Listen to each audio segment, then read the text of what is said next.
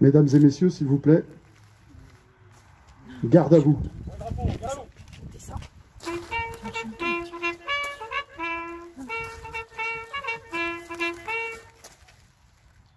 Dépôt de gerbes de messieurs Ortega et Polge, anciens combattants ACPG CATM.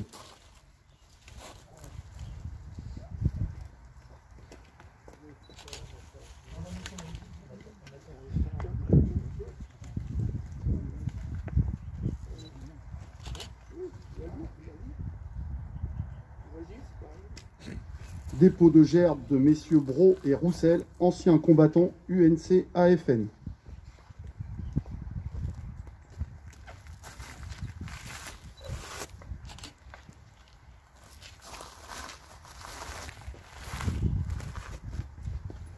Dépôt de gerbes de monsieur Lefaux, représentant du Souvenir Français, Co-Ostrebert.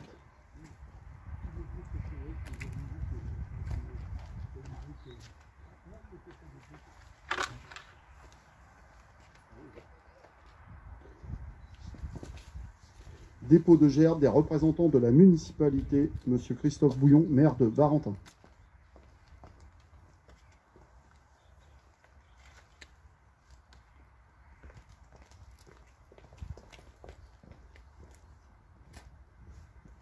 Aux morts.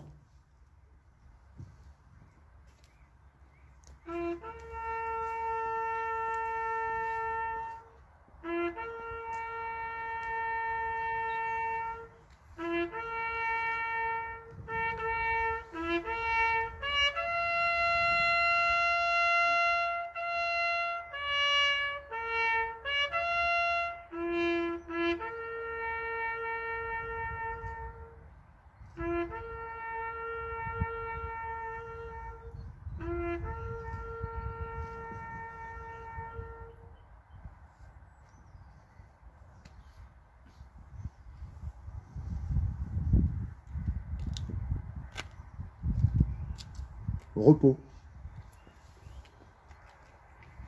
Allocution de monsieur Eddy Lefaux, représentant du Souvenir Français, Co-Ostrebert.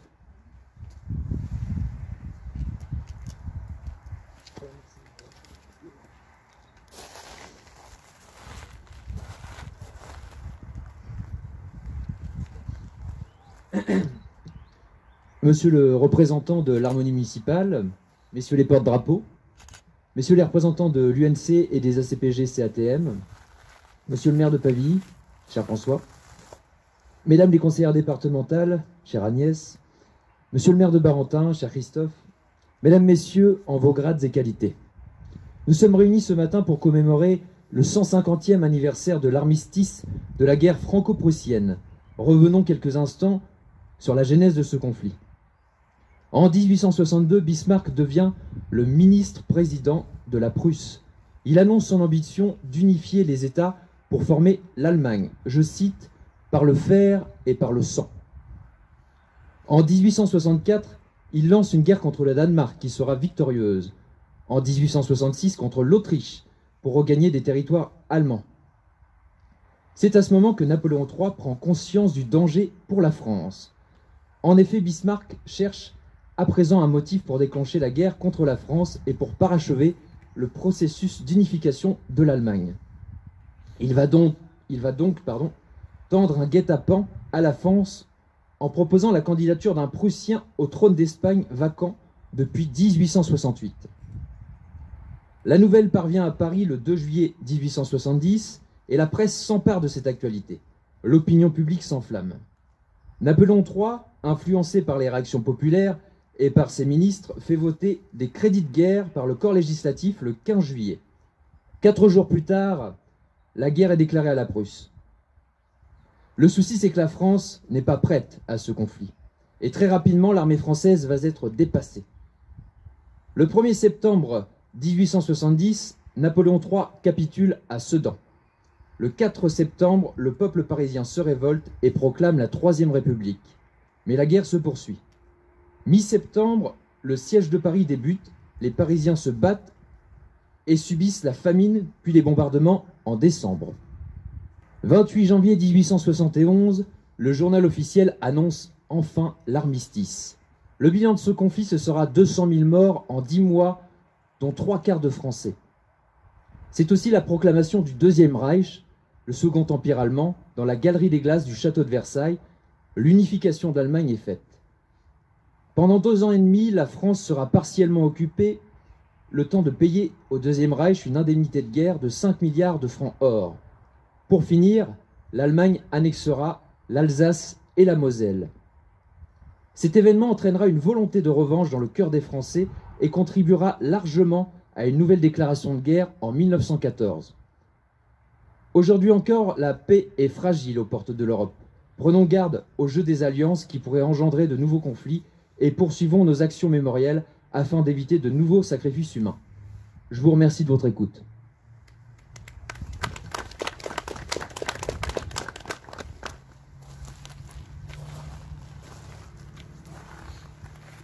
Allocution de Monsieur Christophe Bouillon, maire de Barentin.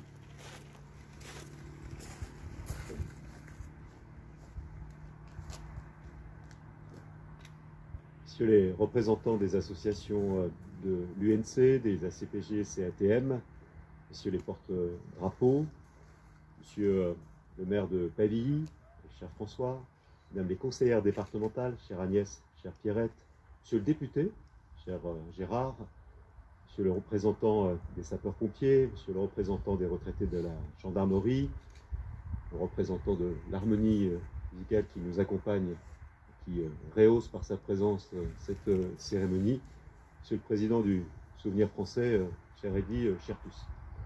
Nous sommes ici réunis, cela vient d'être indiqué, pour le 150e anniversaire de l'armistice de cette guerre franco-prussienne dont il vient d'être rappelé la genèse, les moments les plus difficiles qui sont intimement liés avec l'histoire de France, et notamment la Troisième République et beaucoup d'autres événements qui ont marqué notre histoire. Nous sommes ici à Barentin.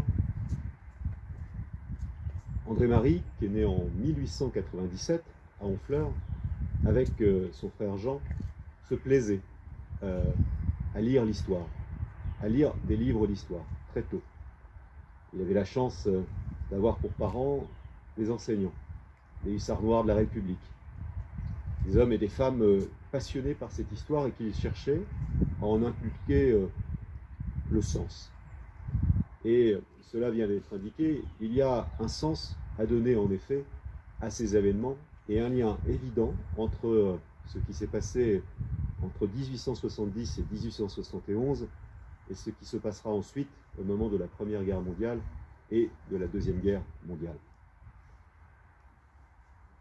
André-Marie, lorsqu'avec son frère Jean, passionnément consultait les livres d'histoire, voyait en effet, à travers ces événements de 1870 et 1871, les ressorts, les genèses, les éléments qui allaient conduire très très vite, en 1914, à la Première Guerre mondiale, et notamment la question déjà de l'Alsace et de la Moselle, la question également des réparations, la question de la dette, la question du paiement à la Prusse à l'époque de ce qui a été marqué dans cet armistice de 1871.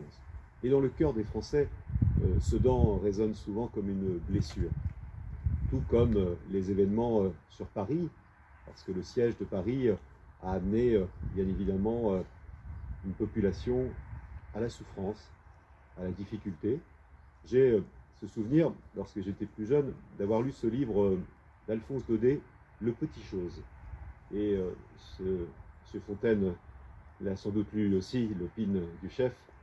C'est un livre magnifique qui nous fait vivre de l'intérieur, à travers les yeux de ce petit chose, plein d'ambition au départ, les souffrances du peuple de Paris au moment du siège mené par les Prussiens. Qu'est-ce que nous enseignent finalement ces événements? Je salue l'initiative prise par le Souvenir français, ici, dans notre territoire, accompagné des associations d'anciens combattants.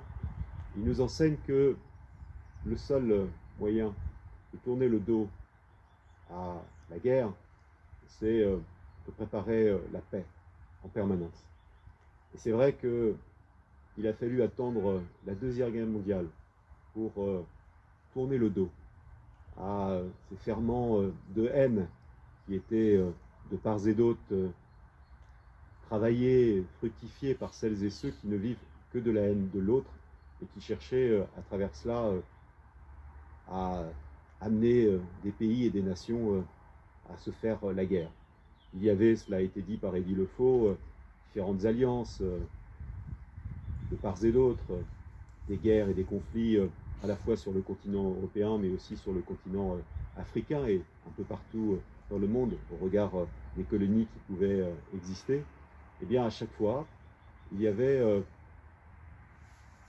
de part et d'autre des hommes qui, utilisant des moyens de propagande, attisaient la haine dans les journaux, dans les livres, dans des propos auprès de nombre de concitoyens. Il y avait ce regard qui était porté sur l'autre, qui était un regard de haine. Donc la grande leçon de tout cela, c'est que pour ne pas revivre ces événements, et c'est ce que nous faisons depuis l'après-guerre, ici en tout cas sur le continent européen, c'est se souvenir, ce devoir de mémoire que vous incarnez ici, vous, les anciens combattants, qui est un devoir essentiel, qui nous donne aussi une grande leçon, c'est celle que vous avez des droits, et des droits qu'il faut en permanence savoir respecter. Et je suis très heureux que nous soyons là, présents aussi nombreux pour cette cérémonie un peu particulière. C'est la première fois que nous faisons en sorte de se remémorer ce moment-là. Eh bien, c'est à travers ces moments-là, c'est à travers votre présence, c'est à travers le travail que vous menez au quotidien, auprès des anciens combattants, auprès des plus jeunes aussi, eh bien, que nous travaillons à la paix, que nous faisons en sorte que, par le souvenir, nous puissions revivre ces événements. Je voudrais terminer, n'oublions pas, bien évidemment, que notre pays aujourd'hui, la France, engage des soldats sur d'autres théâtres, aujourd'hui au Mali notamment, et nous devons bien évidemment, au moment où nous nous retrouvons devant ce monument aux morts, communier en sympathie, en reconnaissance vis-à-vis de celles et ceux qui, engagés pour la France, se retrouvent sur ces terrains. Et je sais que notre député Gérard Le Seul est attentif, bien évidemment, lorsqu'il siège à l'Assemblée ou lorsqu'il participe à des commémorations comme celle-ci, de rappeler bien évidemment la participation de la France, une participation qui se fait au nom de nos valeurs, au nom des valeurs de la République et au nom aussi de ce combat permanent pour la paix qui doit nous amener parfois à nous engager sur des théâtres d'opération dans des conditions, on le sait, difficiles. Mesdames et messieurs, vive la France, vive la République.